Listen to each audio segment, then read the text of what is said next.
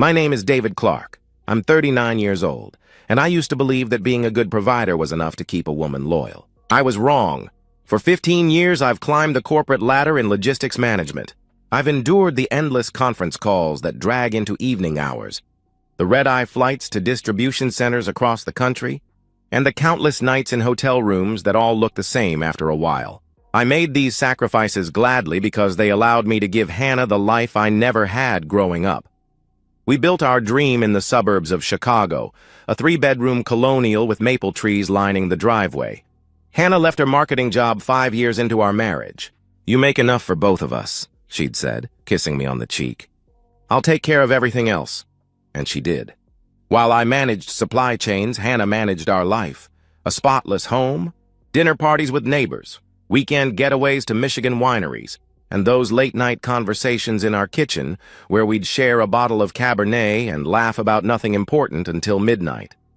For years, I thought I was one of those rare men with an enviable marriage. I'd return from business trips to find Hannah waiting at the door, her arms open wide. Those homecoming embraces melted away every hour of travel fatigue.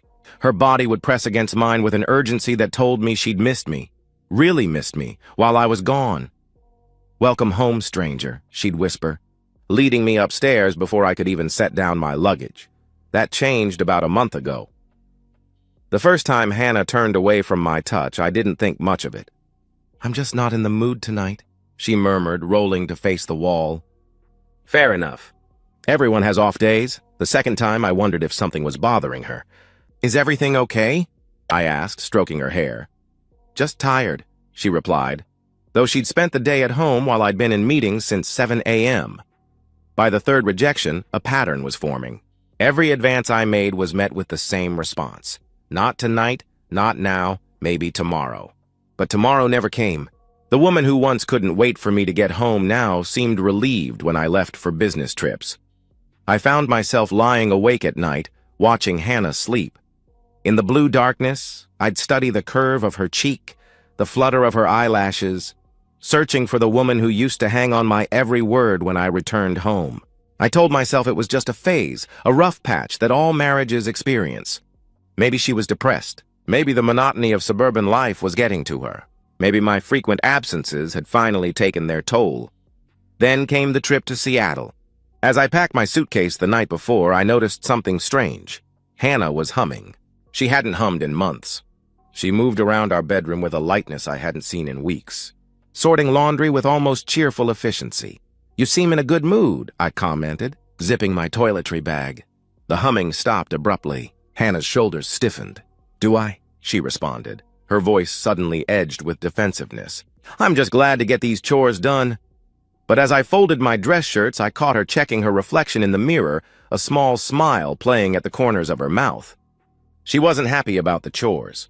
She was happy about something else entirely, something that had nothing to do with me. For the first time in our marriage, Hannah seemed eager for me to leave. The progression was subtle at first, easy to dismiss if you weren't paying attention. Fortunately, or unfortunately, I'm trained to notice patterns. In corporate logistics, my job is to identify inefficiencies, spot breaks in the supply chain before they become catastrophic. I never expected to apply those same analytical skills to my marriage. But here we were, 1 month of steady decline. Every attempt at physical connection rebuffed with increasingly thin excuses. "I have a headache," she would sigh. Turning away, "I didn't sleep well last night," she'd explain, pulling the covers up. "I'm bloated from dinner," she'd complain. Creating distance. "Can we just cuddle instead?" she'd suggest, knowing what would follow. We never just cuddled. Hannah would position herself at the edge of the bed, creating a chasm between us that might as well have been the Grand Canyon. Meanwhile, other changes accumulated like warning signs on a highway. Hannah joined a gym, something she'd resisted for years despite my gentle encouragement.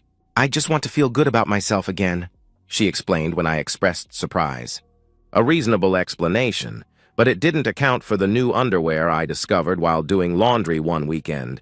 Delicate, expensive pieces I'd never seen her wear. Then came the phone calls. Hannah had always been social, but suddenly her phone was buzzing constantly. She'd glance at the screen, excuse herself to the kitchen or bathroom, and return 15 minutes later with flushed cheeks. "Who was that?" I'd ask casually. "Oh, just Melissa," she'd say, referring to her sister who lived 4 states away, or an old college friend. We're reconnecting. One evening, I walked into our home office and found Hannah rapidly closing her laptop. The guilty start she gave didn't match someone who was simply browsing online sales. "Sorry," she said with a forced laugh. "I was looking at stupid cat videos. Didn't want you to think I was wasting time." Hannah had never apologized for watching cat videos before. She used to call me over to watch them with her. The business calls home became torture. I'd phone from hotel rooms in Dallas or Phoenix, trying to maintain our connection across the miles. "How was your day?" I'd ask. "Fine, normal, nothing special," she would respond. Her voice increasingly clipped, distracted. "I miss you," I'd tell her, trying to recapture our old intimacy. "The dishwasher is making that noise again," she'd deflect. "Can you look at it when you get back?" Sometimes I'd hear things in the background that didn't make sense. Jazz music playing softly, though Hannah preferred pop. The dialogue from unfamiliar TV shows. Once I could have sworn I heard a male voice murmur something, followed by Hannah's sharp, "Shh! Is someone there with you?" I asked. "Just the TV," she answered quickly. Too quickly. The breaking point came when I was organizing receipts for my expense report. Mixed in with my business receipts was one I didn't recognize. Dinner for 2 at Vincenzo's, an upscale Italian restaurant downtown that charged $50 for pasta. The date corresponded with my last business trip to Boston. That night, I confronted her. "Did you go to Vincenzo's while I was away?" Hannah's eyes narrowed almost imperceptibly before she composed her features. "Oh, yeah. Melissa was in town. We had a sister's night. Melissa was here?" "She didn't mention that when I spoke to her last week," I countered, watching her reaction. "It was last minute. She had a layover and called from the airport," she explained, her voice too casual. "And you took her to Vincenzo's?" "I thought she hated fancy restaurants," I pressed, not letting go. Hannah's face transformed then, anger replacing the careful neutrality. "What is this, an interrogation?" she snapped. "Since when do I need to report every meal I eat when you're not here?" Her defensiveness confirmed everything. The woman I'd trusted for 15 years was lying to my face and doing it badly. 3 days later, my phone rang as I was boarding a flight to Minneapolis. It was my client, apologizing profusely. A family emergency had forced him to cancel our meeting. Could we reschedule for next month? I stood in the jet bridge, other passengers flowing around me as I contemplated my options. I could extend my stay, try to schedule other meetings in the area. I could fly to another city where we had ongoing projects, or I could go home early and surprise my wife. For the first time in our marriage, Hannah wouldn't know when to expect me. I'd catch her completely off guard. Maybe seeing her natural reaction without the mask she'd been wearing lately would give me the answers I needed. I changed my ticket and boarded a flight home instead. As the plane descended toward Chicago, I rehearsed the surprise in my mind. I imagined walking through our front door, calling Hannah's name, seeing her face light up with genuine pleasure at my unexpected return. But the knot in my stomach told a different story. My gut, the same instinct that had saved countless business deals, was screaming that Hannah's expression would be anything but pleased when I walked through that door. The sedan wasn't supposed to be there. I sat in my car at the curb, engine off, staring at the unfamiliar dark blue Audi parked in our driveway. Not a neighbor's car. I knew all their vehicles by now. Not a service vehicle. No company logo on the side, no ladder rack on top. Just a sleek, expensive car that had no business being at my house on a Wednesday afternoon. My stomach clenched as though I'd swallowed broken glass. I didn't want to jump to conclusions. Maybe Hannah had a visitor, a friend, a relative, someone with a perfectly innocent reason to be there.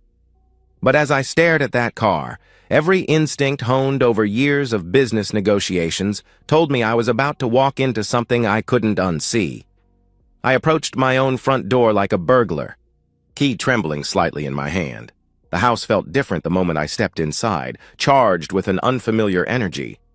The air smelled different, a cologne I didn't recognize mingling with Hannah's perfume. Then I heard it. From upstairs came the unmistakable sounds of passion. Rhythmic movement, a headboard striking the wall in a steady cadence. Hannah's voice, higher, more urgent than I'd heard in months, crying out in pleasure. "Oh God, yes." Right there. "Don't stop," she moaned, her voice carrying through the house. A male voice responding. Words indistinct, but tone unmistakable. I stood frozen in my own entryway, briefcase still in hand as the sounds of my wife's infidelity echoed through our home. 15 years of marriage reduced to this moment of absolute clarity. I had been replaced. Something cold and detached settled over me. The initial shock gave way to a strange calm, as though I were observing the situation from outside my body. This wasn't just a betrayal. It was a problem that required a solution. A situation that demanded control. I set down my briefcase silently and moved toward the stairs. Each step felt deliberate, my body operating with a mechanical precision while my mind raced ahead, plotting moves and counter-moves like a chess grandmaster. At the top of the stairs, I could see that our bedroom door wasn't fully closed. A sliver of afternoon light spilled into the hallway through the gap. The sounds were louder here, Hannah gasping, moaning, making noises she hadn't made with me in months. I approached the door and peered through the crack. There she was, my wife of 15 years, naked and writhing on sheets I'd helped her select at Macy's last spring. Her legs were wrapped around a man I didn't recognize, younger than me with the sculpted physique of someone who had more time for the gym than I did between business trips. His back was to me, but I could see his hands gripping Hannah's hips, pulling her toward him with each thrust. Hannah's eyes were closed, her head thrown back in abandon.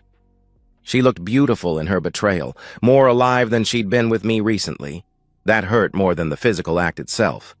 I didn't make a sound, didn't burst through the door in a jealous rage, didn't announce my presence with shouted accusations. Instead, I backed away silently, my mind crystallizing around a single thought. I would control how this played out. Downstairs, I moved with purpose. First, I retrieved my phone from my pocket and opened the recording app. Whatever happened next, I would have evidence. Then I went to my home office and unlocked the bottom drawer of my desk. Inside was the Glock 19 I'd purchased after a break-in 2 streets over last year. I'd never fired it outside the shooting range, had never imagined using it in my own home. But power dynamics require leverage, and I needed to ensure complete compliance with what would come next. I positioned myself in the living room, directly in the sightline of anyone coming down the stairs. The gun rested across my lap, not pointed but visible. I started the recording on my phone and waited. Time stretched like taffy as I listened to them finish. Their passion subsided into murmurs and lazy laughter. The shower ran briefly.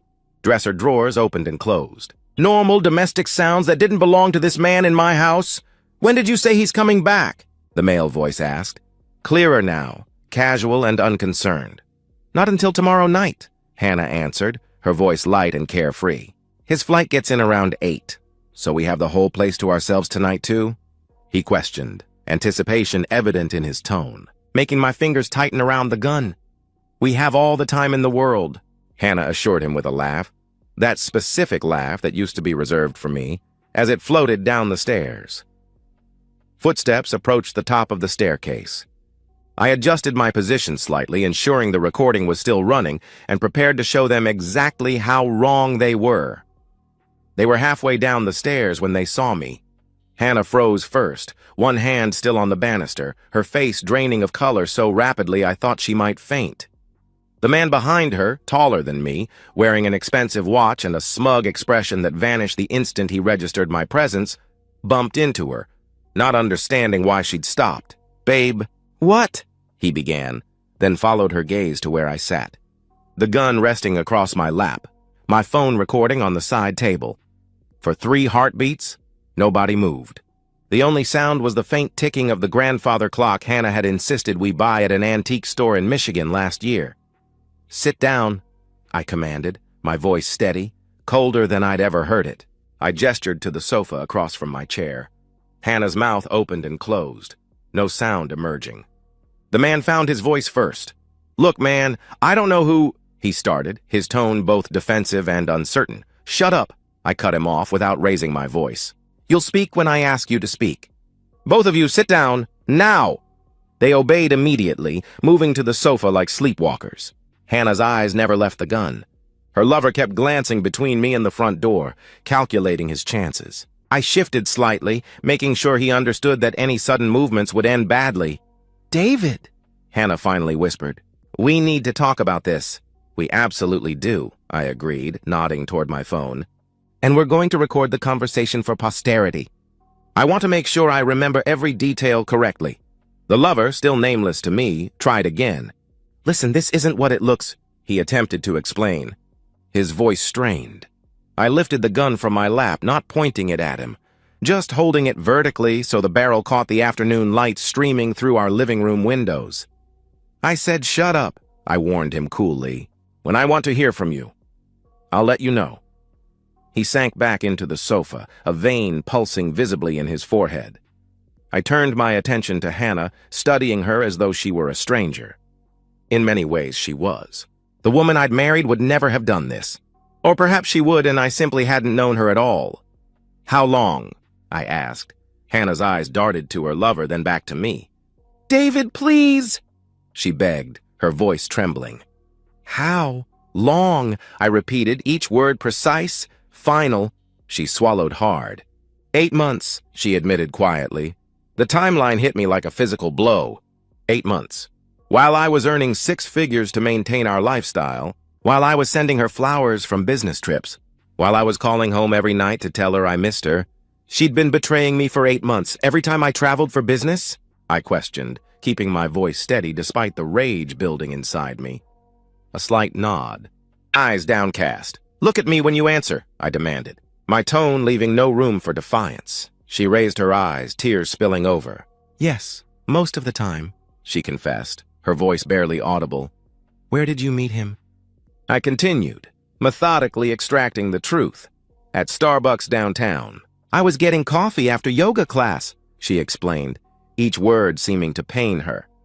"And you just decided to f*** a stranger you met at Starbucks?" I challenged, my voice remaining level, but the crude language made her flinch. "It wasn't like that," she protested weakly. "We talked first. For weeks. So you had an emotional affair before you had a physical one. That's much better," I remarked, sarcasm dripping from my words. The lover shifted uncomfortably. "Look, I didn't know she was married at first," he interjected, attempting to defend himself. I turned to him, my gaze flat. "What's your name?" I demanded. He hesitated, clearly reluctant to identify himself. "Your name," I repeated. "Now." "Michael. Michael Brennan," he finally answered, resignation in his tone. "Well, Michael Brennan, I don't particularly care what you did or didn't know," I informed him coldly. "The fact that you're in my house, in my bed, with my wife, tells me everything about your character that I need to know." Michael straightened, some misplaced sense of dignity apparently wounded. "I think I should go," he announced, making a move to stand. "You'll go when I say you can go," I countered, gesturing with the gun again. "Right now, we're having a conversation about consequences." Fear flickered across his face. "You're not going to—" he started, eyeing the weapon nervously. "Shoot you?" I finished for him.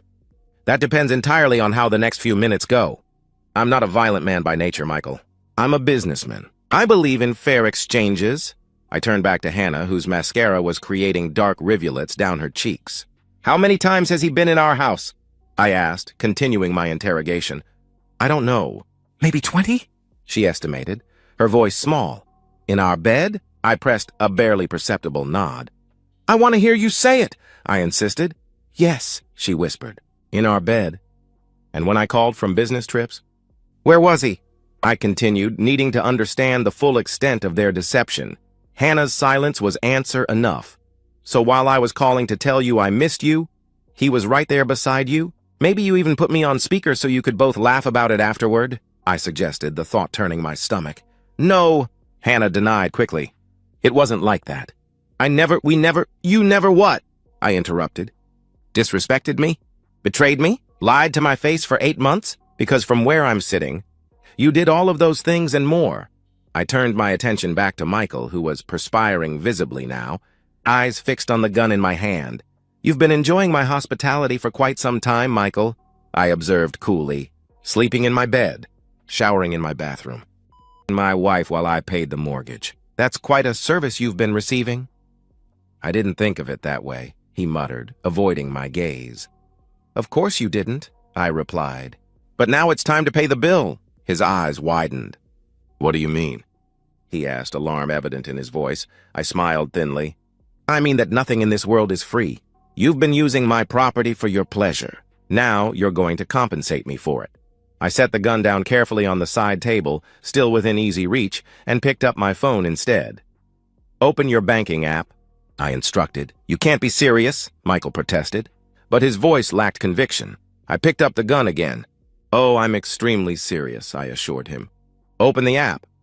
With trembling fingers, Michael pulled out his phone and opened his banking application. I want $50,000 transferred to my account, I stated flatly. Consider it payment for services rendered. Michael blanched. 50,000? That's insane. I don't, he stammered. Clearly shocked by the demand. You drive an Audi, wear a Rolex, and have been comfortable enough to take my wife to Vincenzo's, I interrupted, laying out the evidence of his financial comfort. You have the money, and you're going to transfer it right now, or I'll ensure that everyone in your life knows exactly what kind of man you are. That's blackmail, he protested weakly. No, Michael, it's restitution, I corrected him. And it's a bargain compared to what a divorce would cost me if I hadn't caught you. I nodded toward my phone. I have Hannah's confession recorded. I have you in my house. I have everything I need to destroy both of you socially and professionally. So you can either transfer the money and walk out of here with some dignity intact, or you can test how far I'm willing to go. The room fell silent except for the ticking clock. Hannah stared at the floor, shoulders slumped in defeat. Michael looked from me to the gun to Hannah, searching for an ally or escape route and finding neither. Finally, he sighed. Fine, what's your account information? He conceded, resignation evident in his posture. I recited my details, watching as he input the transfer. When he showed me the confirmation screen, I nodded in satisfaction. Wise choice, I acknowledged. Can I go now? He asked, standing cautiously, eyes still on the gun. Almost, I replied. There's just one more thing. I moved faster than either of them expected. My fist connected with Michael's nose with a sickening crunch. Blood sprayed across his expensive shirt as he stumbled backward, hands flying to his face. That's for touching my wife, I explained calmly. Before he could recover, I drove my knee into his stomach, doubling him over. A swift kick to his ribs sent him to the floor, gasping. And that's for doing it in my bed, I added, standing over him. Michael crawled toward the door, leaving a trail of blood droplets on our cream-colored carpet. Hannah made a move to help him, but my glare froze her in place. Let him go, I told her. Your boyfriend just paid $50,000 to learn a valuable lesson about respecting other men's marriages. I'd say he got off cheap. When the front door slammed behind Michael's retreating form, I turned my attention fully to Hannah. She was shaking now, mascara-streaked tears continuing to fall. David, please, she sobbed. We can work through this. We can get counseling. I made a terrible mistake, but I still love you. Love, I repeated, tasting the word like something rotten. 15 years together, and this is how you show love? I never meant to hurt you, she whispered, her eyes pleading. And yet you did. Deliberately and repeatedly for 8 months, I reminded her coldly. I picked up my phone, stopping the recording and saving it. Here's what happens next, Hannah. I'm calling my lawyer tonight. By morning, I'll have divorce papers drawn up. You'll sign them without contest, making no claims on my assets. You'll leave this house with whatever you brought into our marriage and nothing more. And if I don't agree, she challenged, a hint of defiance returning to her voice. I held up my phone. Then this recording goes to your parents, your friends, your yoga class, everyone on your Facebook and Instagram. Everyone will know exactly what kind of woman you are. Hannah's sob caught in her throat. You wouldn't, she gasped, horror in her eyes. 8 months ago, I wouldn't have, I acknowledged. But you've taught me so much about betrayal, Hannah. I'm a quick study. By dawn, the divorce papers were delivered by courier. Hannah signed them without resistance, her hands shaking but her signature clear. As she packed her clothes and personal items, I sat in the kitchen drinking coffee, watching the sunrise through windows that now belonged entirely to me. I spent 15 years providing for her, asking only for loyalty in return. When that contract was broken, I collected what I was owed with interest. 3 months have passed since I watched Hannah drive away from our house, my house now, with just 2 suitcases and a box of personal items. The divorce was finalized in record time, her signature on the uncontested agreement ensuring that my assets remained protected. She didn't fight for the house, the investments, or even alimony. The recording on my phone was leverage enough to secure her complete cooperation.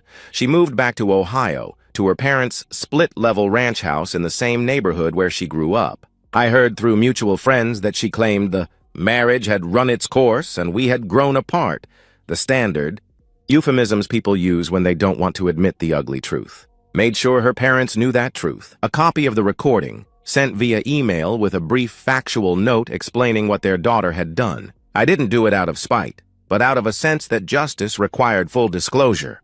Hannah shouldn't be allowed to rewrite our history, to cast herself as the victim of a failed marriage rather than its saboteur. Her father called me once, his voice heavy with disappointment, not in me but in her. "We didn't raise her to be this way," he admitted before hanging up. That was the only contact I've had with her family since. Michael Brennan disappeared completely after our confrontation. No police report was filed. Pressing charges would have meant exposing the affair and explaining why he was in my house in the first place. The $50,000 sits in a separate account, untouched. I don't need his money. But taking it was never about financial gain. It was about extracting a cost for his actions, ensuring he felt the sting of consequences. Word travels quickly in suburban circles. Hannah's reputation unraveled as whispers spread from neighbor to neighbor.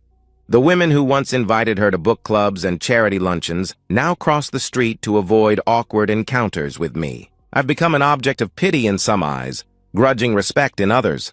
The man who discovered his wife's betrayal and handled it with cold precision rather than messy emotion.